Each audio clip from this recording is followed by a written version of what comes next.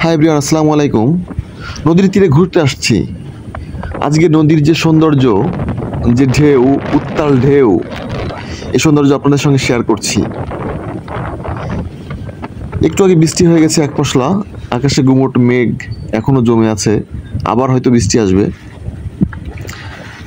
উত্তাল নদী, ঢেউগুলো আছড়ে পড়ছে নদীর তীরে, আপনারা দেখছেন। এই নদীটি হচ্ছে কাজীবাসা নদী, যেটা পশর নদীর একটি শাখা নদী। নদীটির দক্ষিণে পশর নদী হয়ে সমুদ্রে মিশে গেছে। সন্ধ্যার আগ মুহূর্ত, অসাধারণ সৌন্দর্য বিরাজ করছে আজকে নদীতে। আর আমার এই পাশে এদিকে রূপসা ভৈরব হয়ে উপরের দিকে চলে গেছে।